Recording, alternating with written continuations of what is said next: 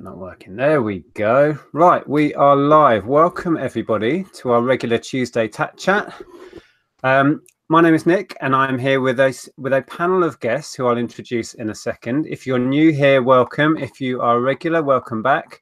I can see a bunch of people in the chat. We'll say some hellos in a second. But first of all, if I work along the line this week, I just want to say firstly, Carla was going to be here, but her mum is ill in hospital. So best wishes to Carla and her mum first of all. Tom also is planning to make it, not quite sure when. But we do have, first on the list I can see down there is Darren. How are you, mate? I'm good. I'm good. How are you guys doing? Very well, very well. It's been a couple of weeks since you've joined us. You've been busy? Yeah, just a bit. Just sorting through so much backlog. I didn't realize I even had a death pile until I found it. It's a worrying thing. We all have a death pile, no matter how well it's hidden. And then we have Steve and Steph. I'm really pleased you guys could make it. How are you? Oh, really good. Doing awesome. Really good. Thanks for inviting us. This was a fun idea. I love it. Yeah, I love the topic too. I think everybody can relate to this topic. Yes, hopefully. And we have Zahir, regular participant in the Tat Chats. How are you, mate? Hi there. I'm good. Just feeling excited about getting slightly more connected. Should be getting my phone back tomorrow. That's all I've been talking about. That's all I can think about right now. Yeah, kind of fallen off the face of the earth the last few weeks. Oh, being off of Facebook is one thing, but not having your phone as well, that really pushes, how you can live now. Which is kind of sad, but at the same time, I'm really glad to be getting it back. Absolutely. It's like an umbilical cord. It is. Yeah. But more useful, I'd say, actually, Steve. I mean, the umbilical cords. Are you always reaching for it still? No, I've gotten out of that habit, which is good. But now I'm like, if Rebecca's around, I'm like, Beck, let me see your phone to check. So I can check the store on her phone because she has the app on her phone as well. So that's the only way I can keep in touch with what's going on. I was really anti phones for a long time. I resisted for years and years, and now it's just attached to my hand. It's always by my side. I just gave in eventually, and now I'm a total addict. Yeah. Okay, let me pop in the side chat. Welcome, as I was saying before, if you've just joined us, we do have a subject today, which you'll be able to see in the title. We'll get onto that in a second. First in today was Lucy and Yorkshire Reseller, Peter Raisin, Lee B, Lincoln Seller, lots of people popping in. Kay, welcome. Let me scroll down. Richard, Bumcrack Picker, Nigel, Falling on a Bruise, that's Andrea, welcome. Claire, Treasure Pirate, that's Heather, how are you? Wow, lots of people. I'm going to whiz down to the end. If you do have... Oh, Carla's in there. Carla says, hi all, thanks for the good wishes. I'm leaving for the hospital right now. So wish you all the best. Yeah, definitely. Cincinnati Pickers in as well. Yeah, good to see everybody. So Tom actually came up with a subject for tonight. We wanted to talk about how we deal with slow moving, or what I would call sticky stock, if we have any methods in place, and then how we deal with the absolute fails, because no matter how much we try and deny it, we all buy stuff that was a complete disaster. And if we've got any stories we could recall about those and how we dealt with it, how we moved that stock on, if at all. So where do we want to start? Steve and Steph, do you want to let us know if you've experienced any of that and how you've dealt with it? If? You mean how often? Daily? Yeah. No. Right, okay. Are we going to, we've got both those areas covered. Yeah. The fail and the death pile. Start with what you do with slow moving stuff that's listed, but you just can't seem to sell it. Do you have a system where you would reduce the prices, or you just leave it for a certain amount of time and then just say, I'm getting rid of this, donate it? Or what do you do with stuff that just doesn't seem to shift? Well, I think one thing we could maybe, I guess, consider is how soon is soon, like how long of a run do you give something? Yeah. Because it depends. If it's a really good item, it's worth sitting on for a year or more, True. But if it's just the standard, actually a year goes by really fast, and all of a sudden you realize there's a lot on there that's been on there a year. But I think what Steph's saying. I agree. Like there's certain items we buy some really expensive items that we anticipate taking a while. So we look at that totally different. But let's take liquidation, for example. When we buy pallets of stuff, initially stuff is selling really fast. But no matter what you purchase, when you're purchasing in bulk, there's going to be a portion of that that's not going to be fast moving, whether it's local sales or you're posting on eBay. And when we get down to that part of it, it's like going back to the liquidation. When you got a pallet, we've done so many that we know as we're sorting through, we have a box set up, and we're already throwing stuff in that future death pile. We haven't even tried to sell it yet, but we know about that this stuff is not going to move quickly, and we don't want to put time into it yet. Yep. So after that piles up to a reasonable size, and reasonable would be big enough to go to a flea market, because we have to pay a fee at a flea market too. We pay $40 to $50 for a slot. So when we get a pile big enough to where we're going to be able to pay the fee and make money, or in some cases we're trying to get our investment back, like the unit cost on those items, we're trying to get that back at a flea market. And that's one of the ways that we will, get rid of our death pile. Yeah. We'll start with the local selling. The flea market is the best place. We just blow it out, or a yard sale. If it's on eBay, when we have stuff posted on eBay, we do the discounts. Like right now, I'm going to be going through our eBay store and I'm going to start lowering the price on some stuff that just has been stale. But we get to a point where it's like, if I can't recover the money back that we spent on it, at least our cost. Yeah, maybe we could recover some of it, and then the final trickle down is donate. Yeah, last resort. What about yourself, Darren? Have you got anything in place, or do you treat, as Steve and Steph were saying, each item almost by how much you have invested, whether you think it's a good item or saleable item? Do you treat it, do you have a blanket system, or how do you work it? Yeah, there's a hey Tom. Hey. Hi, Tom. I have to echo with as well, to be honest, because it's almost the same system for me, where it all depends on the item. Most times, like Steve and Steph said, sometimes if you have an item that is going to be sitting there for a while, but it's worth a good margin, you don't mind it being there a year or so. But there's a lot that when it builds up and this box and this pile just gets full and full, I'm just going to recover my costs, to be honest. So I will often do eBay, just like low starting auctions if I haven't got much invested in it. But also car boot sales. Car boot sales are very, very good to clear those low-end items for pretty much what you paid for it. So you can then reinvest what you got back into maybe something that is going to sell a bit better. So yeah, that rings true with me. If I've bought stuff at car boot sales or jumble sales or whatever, my initial investment is so slim that to get my investment back, I just go back to the car boot sale and sell it on to the next person who wants to have a go at it. You know what I mean? Or to an end user. So most of the time it's quite easy to get the investment back unless I put a lot of money in something, which with me isn't that often. And of course, I always see it as if I've paid money for it, somebody else will, even if the same amount I've paid, just to try their luck on it. So exactly. Welcome, Tom. How are you, mate? Hello. Apologies for the delay. I was just disposing of yeah. That's serial killer kind of thing there. No.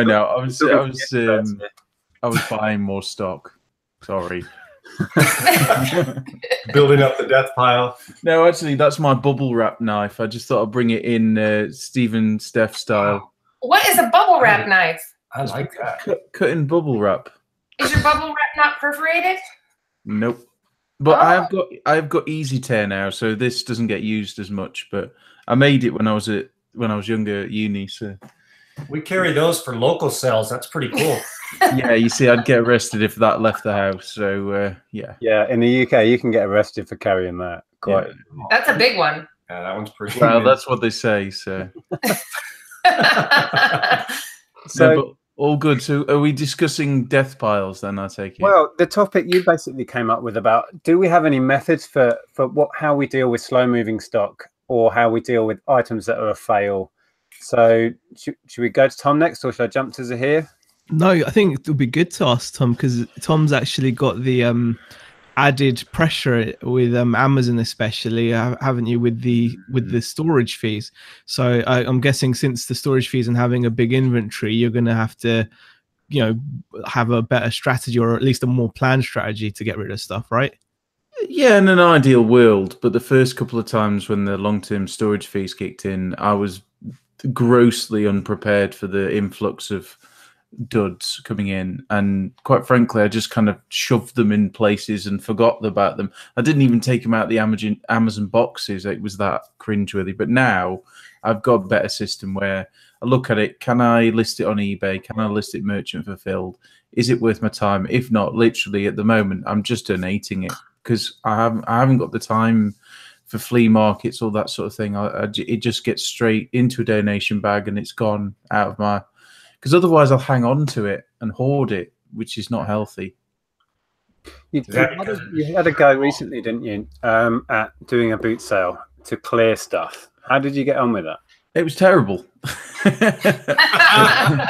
Because I did sell some stuff, but then I brought half a car more back with me, because I'd walk around the car boot sale buying bits. So I just set my table out and then I walked round. So yeah, I think that's sort of like an alcoholic going to a bar. It's not great. So as a clearance exercise, you failed miserably. You came back with more than you left with. Yeah. Yes, I did. Yeah. Fantastic. So I think for me, for sort of sanity's sake, I think I personally, if it's not easy to list or quick to list, I'll just donate it and let someone else have a go on it. Yeah. I mean, how much of the stuff you're getting rid of, though, is stuff that you've never even listed, has never even made it to? Have you gotten to the stage where you've literally got so much inventory that some of the stuff never even gets a chance out, and it ends up just like you have to move it on just because of logistics, if nothing else? Yeah, I mean, not actually that much, really. I mean, it's only if it gets damaged or that sort of thing. I stupidly put some boxes down on a concrete floor, and the damp came through, and I lost a few books that way. They just went in the bin. But not actually that much wastage, really. That's good. I feel like we've got a lot. It's like the dread pile, the pile of stuff you just don't want to list. You don't feel like ever listing. Some of that stuff feels good just to get rid of. You know what? It's gone. Yeah, that was interesting. Like when Zahir said that, my mind was like, there are items that never got a chance because of sheer frustration when you walk into your house and you're just looking around and you're going, this freaking sucks. You know, like you just feel overwhelmed. Or you hate the item or the category. And you just want it to go. Yeah. And then, man, I think we all get to that point. Sometimes we're just like, I want to start over. That's how I feel with clothes and stuff. It's just, I don't like them. Yeah. So gone. When we discussed this before, I think it might have been Zahir that said last time, when you fall out of love with an item sort of thing, or you leave it too long and it gets past that point and it's now just part of the furniture and you just want it gone kind of thing. I think we're all guilty. Yeah, we're all guilty of that, where you know, I always think it's always strange when we talk about death piles and stuff like that, because at one point, everything you've bought into your house because you thought you would sell for profit, right? So at one moment in time, that item that you just now you're looking at and thinking, what was I thinking? You know? Yeah. Like at one point you were thinking, oh, I can make some money on that. But in the, you know, in the fresh light of another day, you suddenly realize not so much. And then it just gets shelved, and then, you know, and I think because it's like a failure in a way, you know, we're all only human, so sometimes out of sight, out of mind works really well. And I think that's what tends to happen with some of the stuff. I mean, I've got stuff that's in my shed that at certain points I thought I would love to list, and you know, just, I mean, I've got puzzles and I've got, you know, sealed, but I don't care. I just, you know, it's just there. Now they're probably damp because over the year or that they've been in there, we did actually have a leak, so I'm sure they're ruined. But yeah, I'll deal with them one day. Yeah, I was just thinking. It was mentioned before about how much you have invested in an item, as into how much you care about waiting for the sale and that sort of thing. Those that don't follow Steve and Steph may not know that your current obsession, should we call it, is dumpster diving. So your investment in a lot of the stock you're picking up now is nothing apart from the time and gas money. Exactly. Does that change how you view the stock? There's no attachment to it. It's like, well, there's a couple few things I get attached, like this cabinet back here, this Oakley cabinet. That's nice. I'm attached to that, and that came from a dumpster. So, but you're right. Like when you're getting stuff and it's completely free, it is very. Your goal is to move it fast and get it out. You're more. We're more in like with that type of stuff, unless it's expensive. We still get expensive items that we list on eBay, but the cheap stuff, we know it's just a matter of like the volume is what we want to sell. So the yard sales have been tremendous for that. Like we get stuff from a dollar store and we're selling it for $1 or more, you know, so they couldn't sell it, but at the yard sales, it just goes. And as the yard sales going, we give people stuff, you know, we're getting rid of that stock and quickly. And now what we've learned is we want to touch it one time when it comes, the stuff that we know is going to be like, let's say it's $10 or less. We want to touch it once. So when we put it in our truck, we got bins now. We stick it in bins and we're going to fill these bins up and they go in the garage. And as soon as those bins are full, they come out one more time to a yard sale and they will be gone. Whether it's we're giving it away, you know, as people are there, but they will be gone. Or it's getting donated. Yeah, but we don't want to. We can accumulate so much stuff this way because people waste so much. Like these big stores, it's unbelievable how much they're throwing away. But we know that the volume will overwhelm us. So that's our goal now. Is we're loading it. It's going into the bin, our totes, I should say, and we're avoiding having, you know, like massive piles. But there's stuff we get that's very expensive too that people throw away, and we treat that differently. We use that for our eBay sales and local sales. Yeah, exactly. I mean, Darren, you had a similar kind of thing recently with that huge haul of CDs that somewhere they gave that away, didn't they, to you? Yeah. It was like. Did that change your whole outlook on how you were going to shift that as well? Yeah, just a bit. I mean, it was like 1,200 CDs or something, and we just went in on the right day, and they said we just want rid of all of them. So I said, great, I'll take all of them, because you know, why would you? I'm not going to sit there and scan them all. Obviously, you just take them all and then sort it out when you're home. But with those, I just wanted those sorted. I sorted them all out over one weekend, and then just got rid of them all within a week. Like Steve Steph was saying, you don't want to be hanging on to those for too long, like they're freebies as well. So did the bits that you took the time to list on eBay, have they sold through as well or not yet? Yeah, I did some bundles on eBay and also sent up some singular ones to Amazon FBA, and they went for like £10-15 a CD. Wow. Obviously there really was only a small handful that were really good for FBA. The rest just bundled up, and I sold a bundle of I think 100 just for like £30, just to get rid of them real quick. So yeah, it was pretty decent. It was good going through them and trying something a bit different, you know, a large haul on that kind of scale. So definitely. Now, you guys that do the FBA, we haven't ever done FBA, but when you've got stuff there that's just sitting there, not selling, and you're paying basically rent on it, do you guys have it sent back to you, or what do you do? How do you just do a deep clearance and just get rid of it, or what? How do you deal with that? Well, Tom and I do FBA. I do it in a fairly small way. Well, Zahir does it in a tiny way. I do it in a bit bigger way. I'm not sure what scale Darren's on. Then Tom is crazy big at FBA. So if I say what I do, I keep a small inventory because I get charged monthly and yearly fees on the storage. So I kind of send up stuff that I hope's going to sell. If it's there for a while, I will be harsh on the price and get it moving. Zahir, do you have much up there currently? I think I'm actually really efficient now on FBA. That's the way I like to term it. Super efficient. Everything I send in sells within the period of, you know, I don't send in much though. I send in tiny amounts of items, but whatever I send in, I know is going to sell within 2 months. So I never have to really worry about like a storage fee. But like Nick has said, it is so insignificant. It's kind of like just bare money. Do you know what I mean? It's not. But I think the way you deal with it now, and the way I completely changed how I used to operate with FBA, was exactly what they wanted to do when they introduced the storage fees. It was a very clever. I mean, they make more money for a start, and they don't get people sending in bulky stuff to sit on the shelf until Christmas. Yeah. So, I mean, Darren, how much stock do you have stored with FBA? Is it much? I don't have much at the moment. No, I've actually sold through most of the standpoint. It was sent up there. I work purely on sales rank now. So if it doesn't meet a certain criteria, I won't even bother sending it out because, you know, the fees are just going to rack up otherwise. Yeah.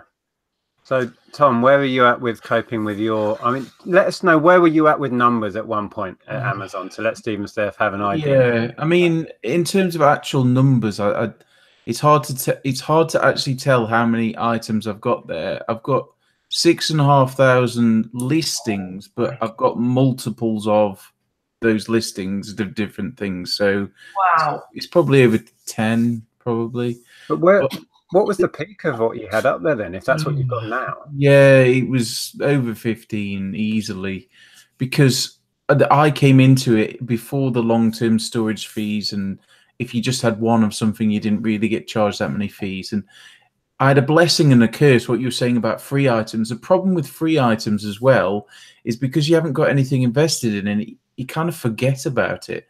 So I got given thousands and thousands of books for nothing. I just had to get them. And that started me off. But because of that, I haven't remained competitive. And it's become kind of so bloated and heavy now. It's a real burden to go through and be competitive. So, but as Darren was saying, now I'm going purely on the rank and how quick it's going to sell to try and sell through. But yeah, I've had some items that have been there for years and years, and yeah, it's a tough task, definitely. Just dipping in the chat. Sorry, we haven't really been keeping an eye on that. Gary, Southwest Sellers, is in. He says, sold an item yesterday I've had up for sale for 18 months.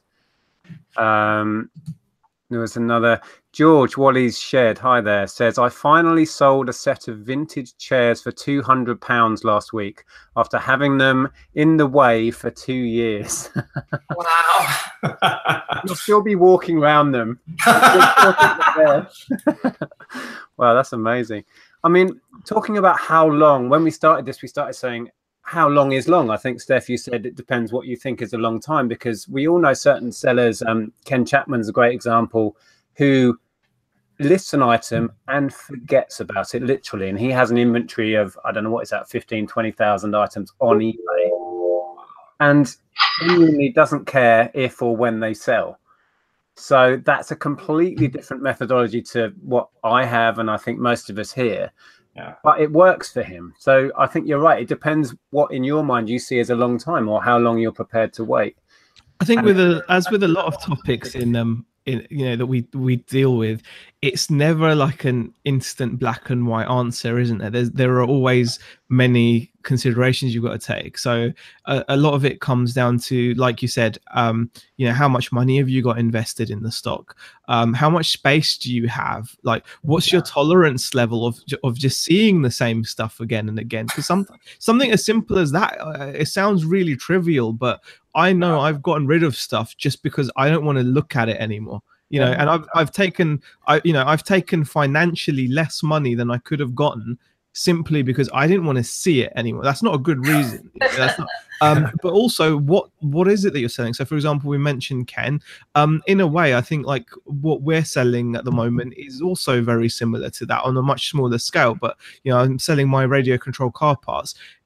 I have to wait for the right person to come along, and we're selling items that we haven't sold. Like we're just hitting the around the 1 year mark, and I've got stuff that's been listed now for almost a year and has not had a sale, or within the last week I've sold the very first one and I've got like 10.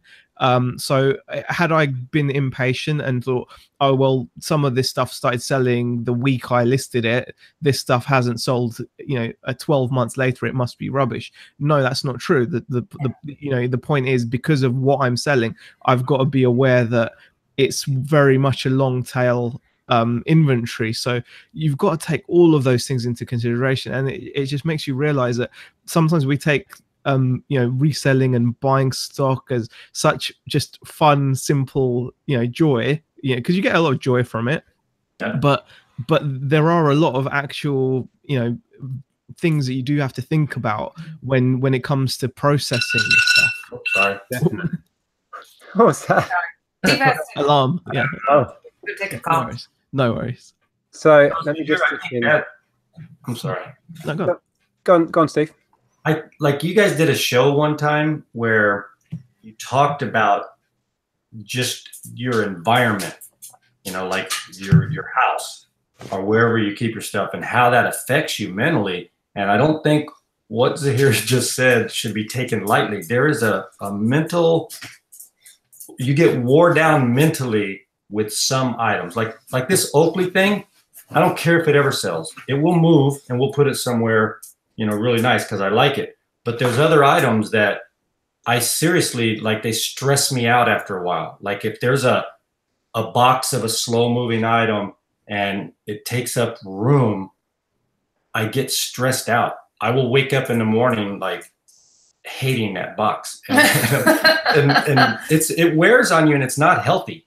Yeah. So organizing stuff in a way that is comfortable, and you're limited by your space as well. I know a lot of resellers do like we do.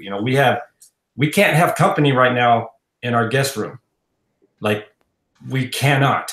And we're trying to alleviate that problem right now. But that, when you do this, you make sacrifices, but you got to be careful about doing it too long term because it does impact the quality of your life, like socially as well. Like it'd be nice when somebody comes into town, and we used to be able to always have a space for them, but literally we can't now, and that sucks. So we're trying to fix that problem right now. So I think that's a common thing with resellers and people who work from home, no matter what sort of line of business they're in. That space gets used, doesn't it? You see what I mean? You leave a space for long, and certainly in a reseller's household, stuff and junk will find its way there. In fact, Tom's coming to stay here soon. I've got to make some space in that room. So I do not want to wake up covered in brake pads and oil filters. I can't promise anything. Yeah. So the other part of, I just want to read a few more bits in the chat. Actually, I've been ignoring that a bit. I can imagine Tom turning into a Hyundai transformer, overnight, just melding with the parts. I'll mutate into some Isuzu-tron. Picatron. Yeah. Oh dear.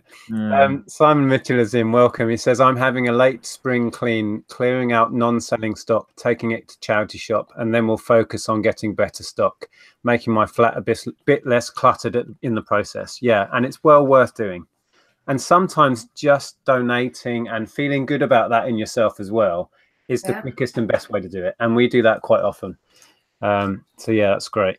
Now, do you guys have there like local auction houses? Have you sent your stuff to an auction? Oh, we know that you guys do because we've seen Nick do it. Just send in a big pile of stuff there just to get rid of it. Blow it out, get a little money for it. However it goes, you might make some money, but just to blow it out. How often do you guys ever do that? I've only done that once where we filmed it actually, and that worked out quite well. Darren, have you tried that, selling at a live auction? I've never personally sold at auctions. No, I mean, I was actually discussing this earlier with Phoebe, and she did say one of the great ways of getting rid of duds is to just bundle it up and send it to auction house and see if they can do anything with it. So it's a great idea. Yeah. I mean, we've done it a few times. If anything, we haven't done it often enough. It is a really good way of doing that, because it takes away a lot of the, it gets rid of the stuff. It's like guaranteed, but we only do it when we reach a point when we literally don't care what we'd get for it. You have to be at that point where you literally don't care. You're prepared that it could sell for like £2 or something, Well, look at how often you donate, though. You're literally at that point right then.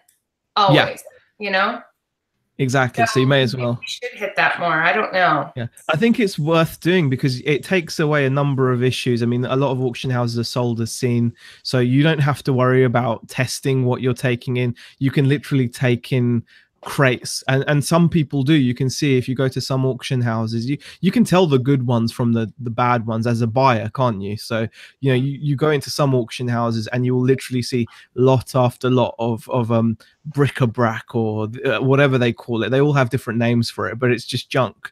You know, and it will be like a lot of 6 boxes of bric-a-brac, i.e. 6 boxes of junk, you know, and people will buy it because you know, it's possible that you have missed something. So it's junk to you, but it's possible that you've missed something. You've gone through it and you think you're screwing someone over. You know, you think you're being a bad person by donating your junk, but the chances are it's possible, because you don't know everything, that you've left something in there that someone else is going to find, and their £2 buy is going to make them 30-40 pounds, and then sometimes you never know, even more. Like, so it's kind of a circle of you know, it's like the ecosystem, isn't it, that we work in. Yeah, it was interesting listening to you, and it's been mentioned a few times about when you get to that point where you just want to get rid of it, and you have to mentally forget if you've got any money invested in it. And one way I've learned to do that is you look at your business overall and you say, this month my business has made X amount in profit. So this stock that is slow, it's sticky or whatever, I could literally set fire to it now and it would be fine. It doesn't matter.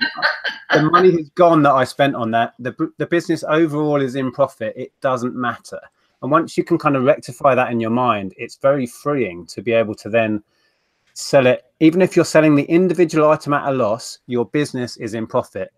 So even if you get £1 for an item you spent £5 on, it's adding to your profit.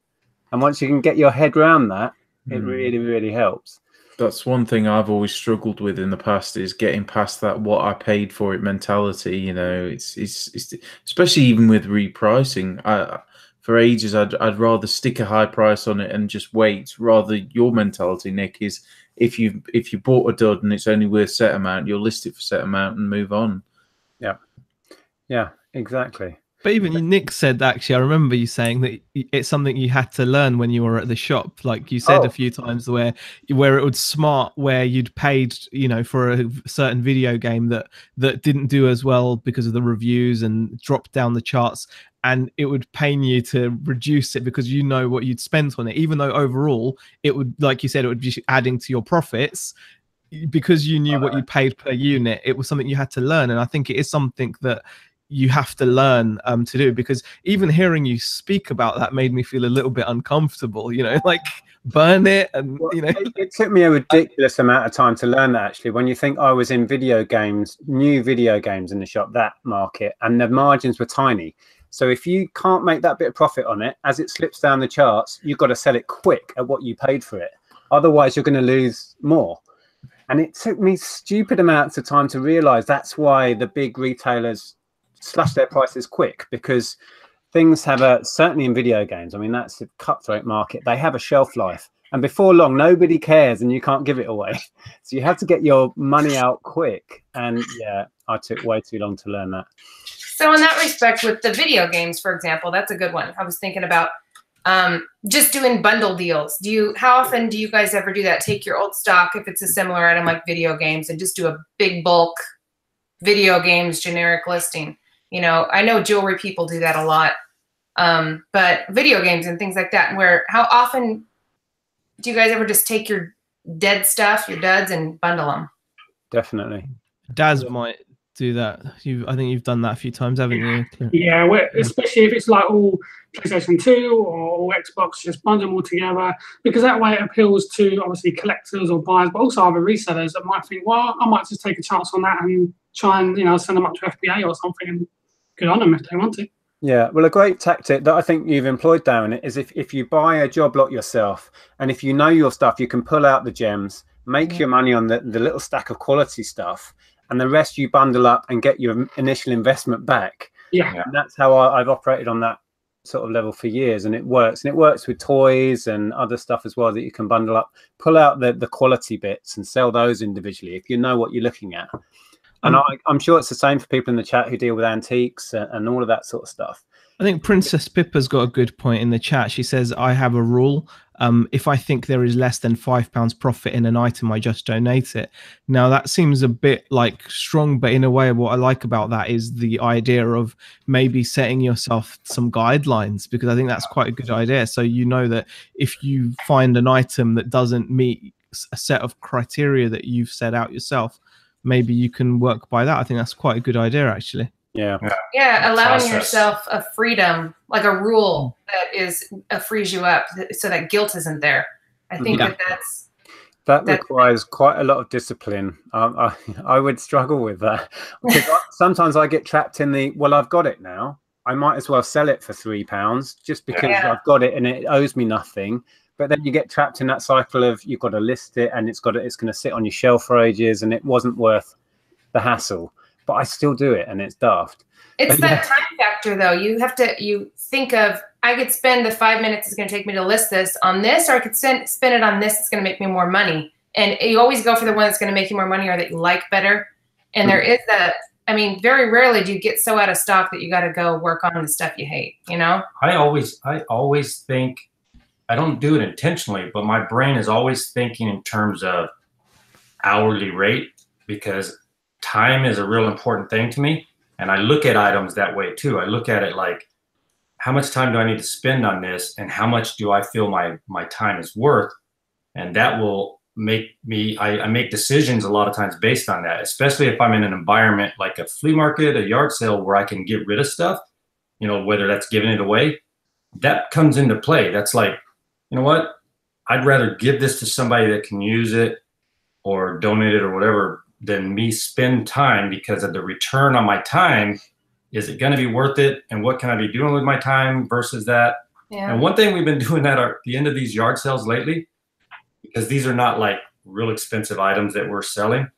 At the very end of the yard sale, we've given away, we've made our money, we throw it in the back of the truck, and we take it to a charity over here, and it's gone. So that whole bundle of stuff that we accumulated over however many days is gone. And we got the money that we wanted out of it, and somebody else can enjoy it. That's a really good point about the whole valuing, you know, like looking at it per hour. Definitely. Yeah, I think that will stick with me, Steve. Give yourself an hourly rate. What am I worth? And apply that to what I'm doing at any given moment. And sometimes I will slap myself in the face, I'm sure, because I've put around with stuff that is not worth the time.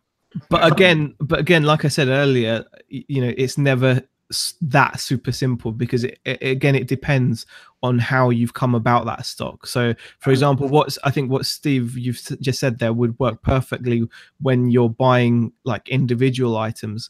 But then if you were to extrapolate that to say like a giant job lot of something, where your cost per unit is pennies or something, then you may think, well, it is worth your time, because you know it just makes more sense, because it owes you so little. You won't mind if it sits around a little bit, or you know the profit margin will be really high because it owes you so little. So again, you've got to take all these different things into it. Yeah, it's like you work it out. You naturally will work it out, but it is. I always find it fascinating, no matter how simple we think the subject we've picked is, there's so many nuances that come up, and it's like, it blows my mind. But yeah, I was just reading, I just wanted to read quickly. The Official Gamer said, for me, as I've just started, the main challenge is coming back after a loss, even if it's 50p. It's so annoying. And I wanted to lead on to the sort of second part of the subject, which is how do we deal with fails? Like when we've invested in an item, and for whatever reason, it turns out it's a fail. Have we had any of those? And how did we deal with it? And what was the outcome? Who wants to start?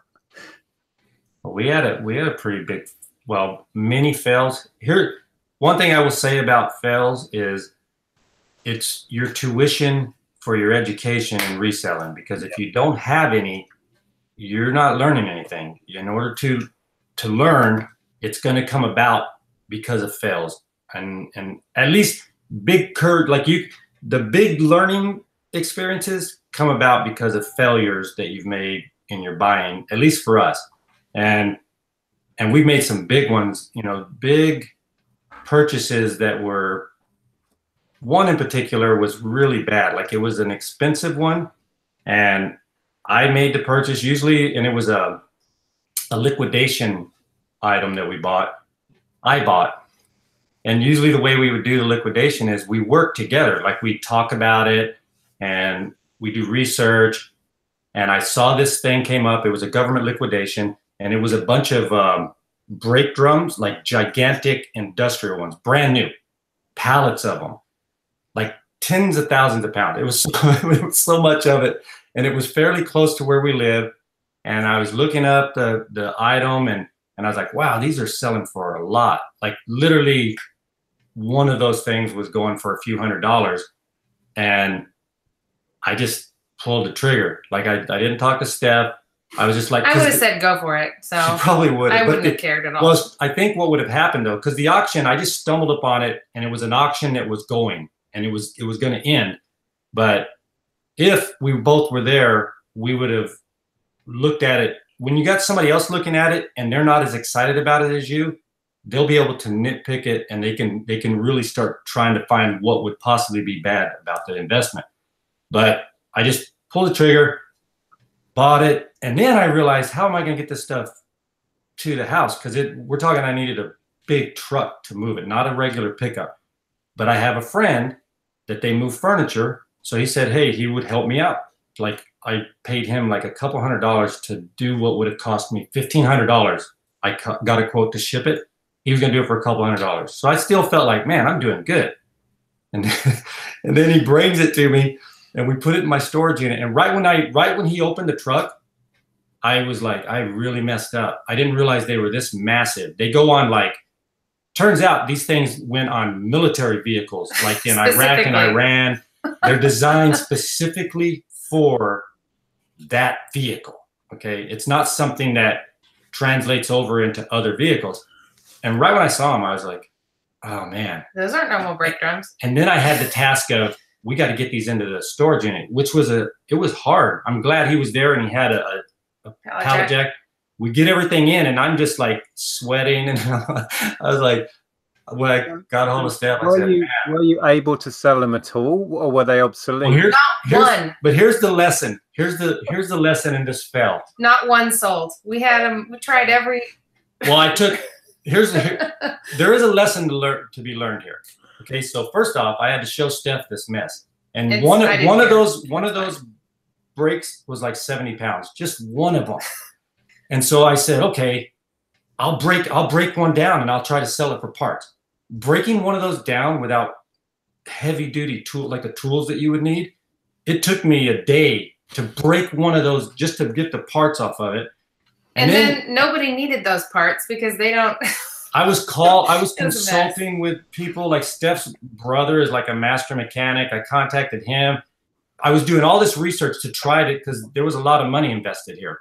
And I was like, hey, can you what can I do? And there was no answer. And so finally I said, well, I made a mistake, and now we got to try to get some of it back. Let's go to the recycle guy. Scrapyard. Yeah. So I take one of them over to him. Brand new, perfectly. Yeah, it's brand new. Very expensive. By the way, the government paid $250,000 for what I bought. Oh my God. The invoices. So that's another thing that will mess with your head when you're doing like government liquidation, is you see what the government paid, and they're always gonna make a stupid purchase. Like they're gonna pay too much. But I was blinded by those numbers. So I take this thing over to the guy, and we've taken stuff to him before and stuff, like recycle stuff. And I told him, I said, hey, I don't know how to get rid of these things, what, and I didn't even want to break them down if he needed it separated for scrap. But he saw them, he said, all right, I'll take them. And I said, I've got a lot of them, and it's going to take a while to get them over here because we were doing a pickup. And he goes, okay. He gave me a price per pound.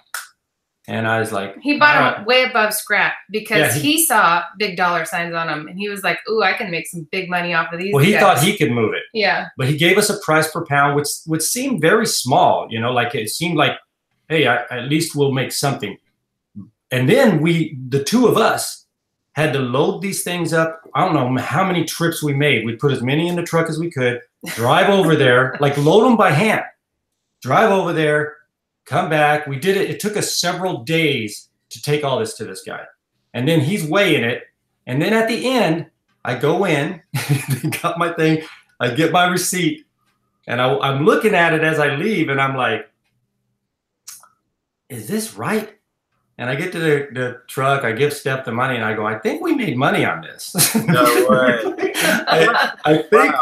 I think we made money. And we did make money. Just a teeny bit. Yeah, but it was, what I learned on that is, first off, you know, like we're a team, and it's good to, and if you don't know something about, you know, if it's a new item, don't just reach out to something like with Steph. I could reach out to other people as well before that purchase. This is before we did YouTube or knew any resellers other than ourselves. We were just on our own, but you know, learning how to like being more, when you're going to spend a lot of money, digging in with that research, you know, really checking things out and letting a deal go. If there's a time constraint, don't let that influence your decision. If you can't research it properly, let it go. Yeah, that was a big fail that turned into a great learning experience. And exactly. And I think, something to take away, something else to take away from that.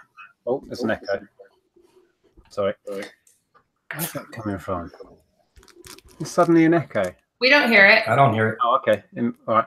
I was going to say something else to take away from that. Most fails that you'll come across, there'll be a way to get out of it and cut your losses.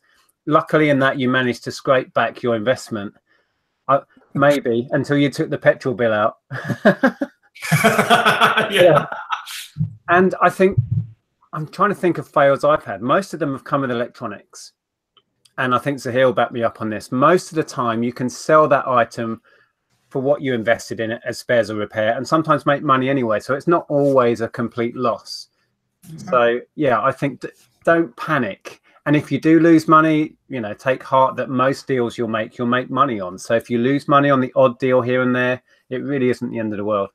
Don't panic is a good way to put that, Nick. Don't panic. And if you don't panic, you'll be able to think better. You'll be able to come up with creative solutions. So that's a good point. And I think you're right. And a lot of people discount parts.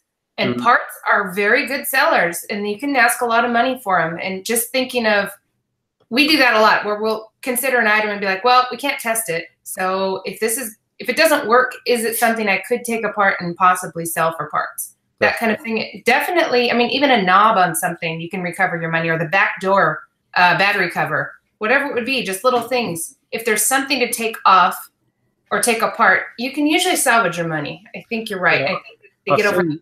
I see some of the scrapper channels where they go around, they'll find like a washer dryer and they'll chuck it in the back of the van, but quickly they'll pull the knobs off. Yeah. And write down the number of the model and they'll go, these are going on eBay. I think that's brilliant. Yeah. So, Darren, can you think of any fails that you've had and how you dealt with it? Oh, who keeps ka-chinging? That's me.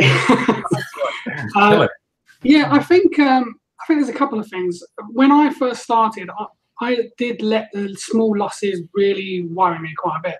And when you just first start, you do think I'm doing something wrong, you know. And it was actually talking to you, Nick, where you said try and take your entire profit for the week or your entire profit for the month as a whole rather than per item. I found that really helped me.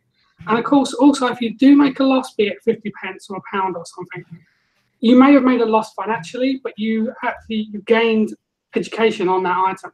And sometimes it's worth paying to, you know, teach yourself a lesson really, and you know not to do that again. Yeah.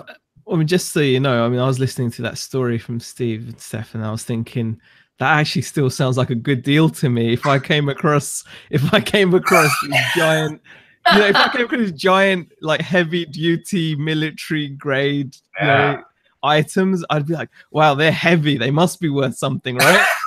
Yeah, that's your rule of thumb. That's my rule. Yeah, that's buying these. It's probably worth something, and I probably would have fallen for that, definitely. But it's a really good story because it makes you realize that sometimes you just won't. You know, it's a case of expecting the unexpected, because you guys, I mean, you must still sit there and think, I'm surprised that I didn't find a market or a buyer for that, because even like even a military, you'd have thought military memorabilia, some guy out there will want to have something that fits onto like a desert tank truck thing. Surely he'll want it and just have it on display so he can show his friends when they're around. You would have thought, surely.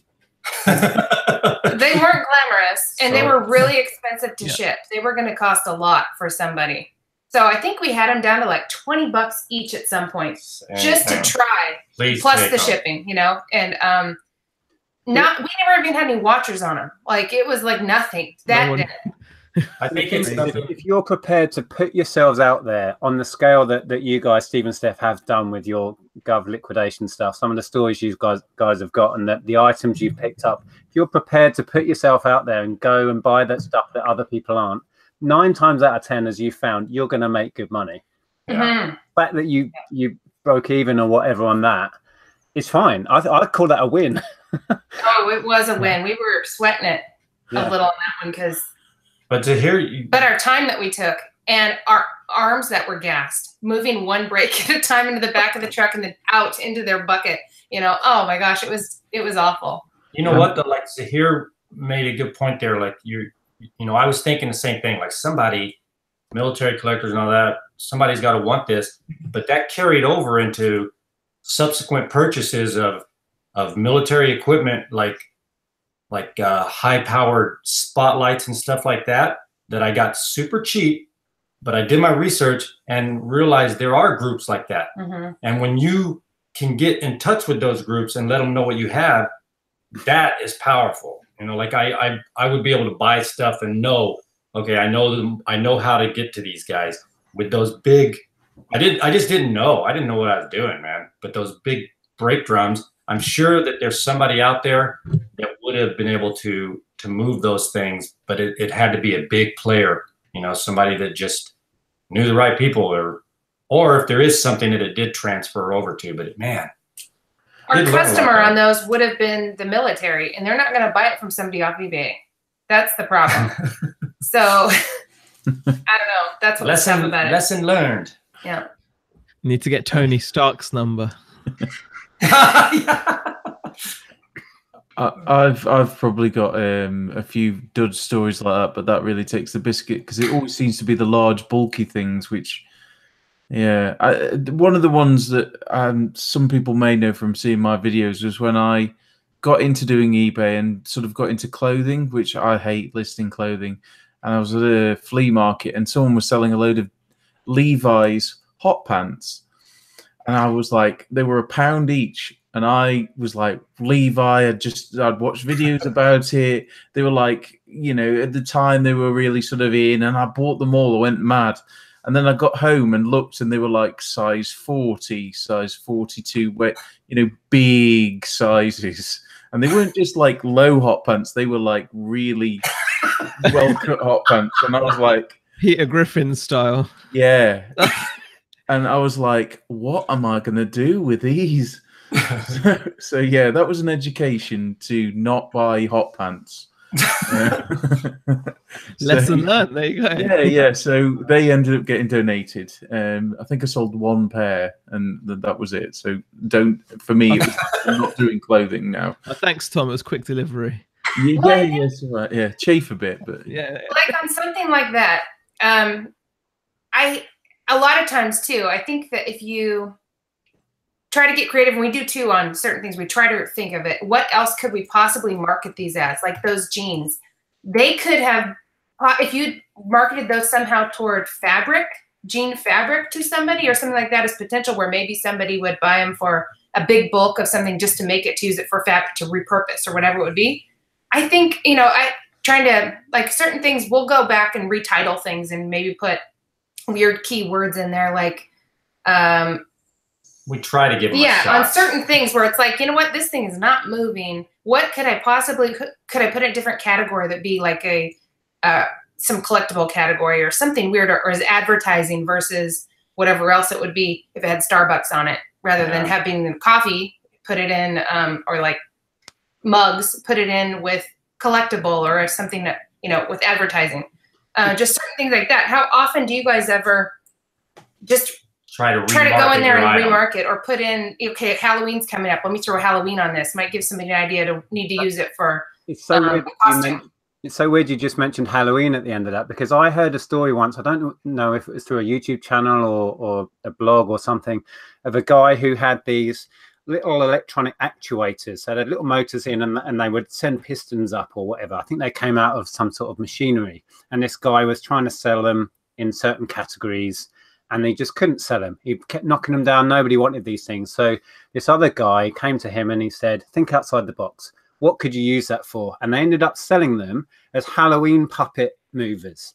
Well, that's perfect. And they would do this, and he sold a lot. Yeah. It was like all he did was change the keywords, change what the actual use of the item was, and called them like Halloween puppet movers or something. That's cool. And cleared whatever these weird machines were, you know, at Halloween, all within a week or so. And I thought that stuck with me. I'm not sure I've actually employed that sort of method, but it certainly works if you can think outside the box. Remarket. Yeah, I was thinking that, because sometimes you can come across deals like that, and it can actually turn out that that's, say, a new niche for you that you can exploit. That it's something that's redundant going forward, if that makes sense. Yeah, if you put like repurpose or crafting or craft or you know, DIY, weird things like that, just throw them in your title, even though they don't really have to do with anything. Some people who are just looking for inspiration, it might pop up for them. It's been strange, some of the things that we sold, just throwing weird words like that at the end. We used to fill out your title. We used to find a lot of the old, like these old massagers that you put on your hand, you know, and they're like massage your head, like real old ones. And we were getting more than the market just by putting steampunk on them. Oh yeah, steampunk's a good one. We put that in the title. Yeah, and we were selling them for more than what our competitors were selling them for. It was weird. We found a couple items that we didn't even know what they were for. They were like weird metal industrial looking thing, but we never could figure out. They had no markings. We had no idea. We just put steampunk on them, and people buy them. Yeah. Or what's the other one for the that movie? With the cars that they Mad Max. We put Mad Max on there. People buy weird stuff for that too, just because they want weird things in their cars. I once got, for nothing, I got it for free, these 2 cases of watchmakers parts. Right? Oh, perfect. You mentioned steampunk, and I tried to sell them as the part numbers and the parts, but they were just obsolete. They weren't old enough to be antique. They weren't modern enough to be useful, so they couldn't sell them. And then somebody tipped me off on this whole steampunk thing, and I just laid out bunches of them, steampunk crafters watch parts, and sold everything. It was so easy, just putting it in a different category with that word. I didn't get masses of money, but it was a free gift thing in the first place. Yeah, that was mind-blowing. That was. Don't you think these challenges that we're talking about, this is a wonderful thing about being a reseller, is when you run into these walls, whatever you want to call them, when you run into those, if you don't just lay down and cry, I mean, you cry for a little bit, because I did some crying over those breaks, but when you like gather yourself and then you start thinking, you know, and you start trying to be creative, that is a beautiful thing, being a reseller, because our brains, I keep saying this and I'm serious about it. Like first off, you could create new neurons in your brain throughout your life. And that comes about by using it. And when you use it in creative ways and trying to problem solve, that's what we do as resellers. As long as you just don't give up and you're trying to find ways to, whether it's sell, source, whatever your challenge is, you're making your brain healthier. It's amazing. It's like a free exercise that we get. That's why our boys versus girls things are good for our brains. Yes. Especially the last couple of games we played, they've been difficult. We're ready for another one, man. Oh yeah, we're the one soon. Oh yeah, that must be soon. I just noticed in the chat a few people are talking about, they come to the meetup, how far it is, etc. It's definitely happening, guys. It's in Hitchin, 22nd. So if you can make it, it's open to everybody. Details on the Tat Chat Facebook group. Well, believe it or not, guys, we've been talking for an hour already. Wow. About sticky stock and fails. But I thought that was really good. I thought we'd come up with some really hopefully useful stuff if you're watching this. So shall we wrap this up here? Has anybody else got any more thoughts before we go? No, we're done. Letting us join. Yeah, I've thought it out. So it just remains to thank everybody who's joined us. We've got well over 200 viewers at the moment. We've still got 209 left in, which is fantastic. Wow. We'll be back next week. If you don't know, this chat moves at the moment between myself and Zahir's channel. So Zahir will be hosting next week. So thank you very much, Darren. Appreciate you popping in, mate. Yeah, no worries. Very enjoyable. Good stuff. And Tom, cheers. I'll see you soon in Hitchin. Yes, actually. I will see you all soon for beer. Yes. Steve, Steph, it's been a pleasure. If you haven't checked out Steve and Steph's channel, I have the link for that below, as well as everybody else. Everyone here has a YouTube channel, so please take the time to go over and say hello. So thanks, guys. Hey, Tom. Mm-hmm. Dude, Mandy said steampunk hot pants, anyone? Oh dear, I'll have to fish. I'll have to fish out the pair that I did keep that fitted me. So for next time, especially for Do it. I think you're going to have to wear those on the 22nd now. Yeah, maybe so. You can promote those as Halloween costumes. People wear them from a hobo. And cheers to here. Thanks as ever for joining me, mate. No, of course, of course. So we'll be back next Tuesday for another Tat Chat. I'll be back on Sunday. Check out everybody's channels, as I've said, and we'll see you guys soon. Take care, everyone. See ya. See ya.